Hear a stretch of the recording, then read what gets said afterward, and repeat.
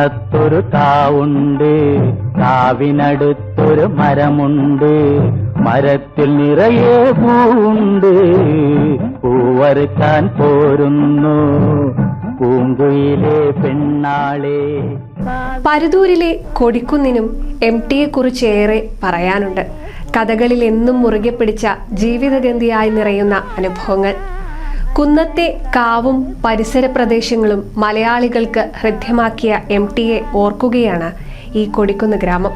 കാവിനടുത്തൊരു മരമുണ്ടോ, മരത്തിൽ നിറയെ പൂവുണ്ടോ, മൂവറുക്കാൻ പോരാം ഞാൻ, അച്ഛൻ കാവല് പോയാല്, അച്ഛൻ കാവല് പോയാല്.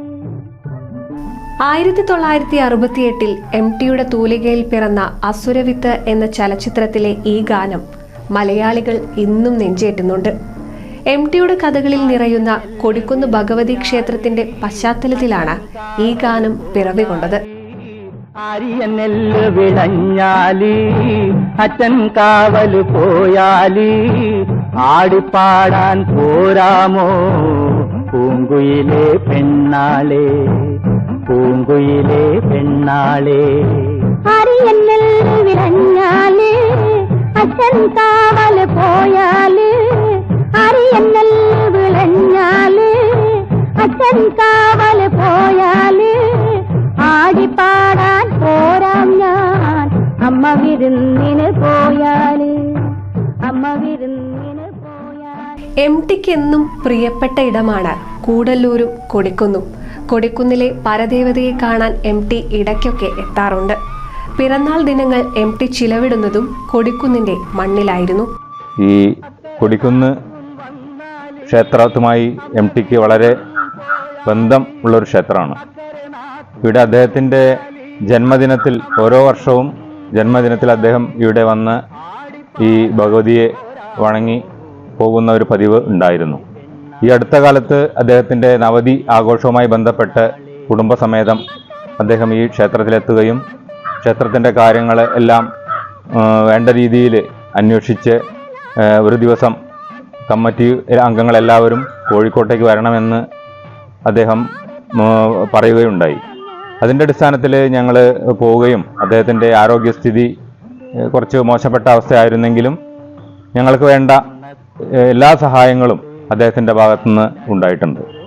കൊടിക്കുന്ന് ക്ഷേത്രം അദ്ദേഹത്തിൻ്റെ ഒരു പരദേവത സങ്കല്പത്തിലുള്ളതാണ്.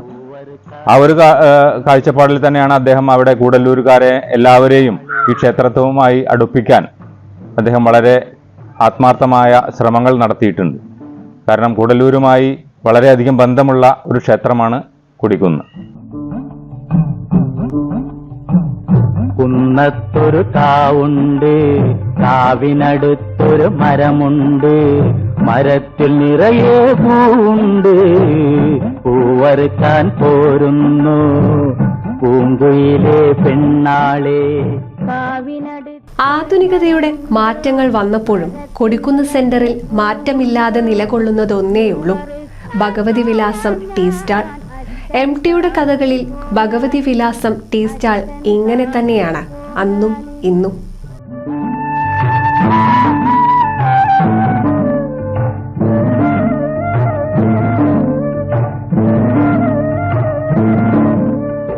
ബെഞ്ചും ഡെസ്കുമൊക്കെ ഉണ്ടെങ്കിലും തേക്കാത്ത തിണ്ടത്തിരുന്നുള്ള ചായക്കുടിയാണ് അദ്ദേഹത്തിന് എന്നും ഇഷ്ടം. MTക്ക് ഇവിടെ സുഹൃത്തുക്കൾ ഏറെയുണ്ട്.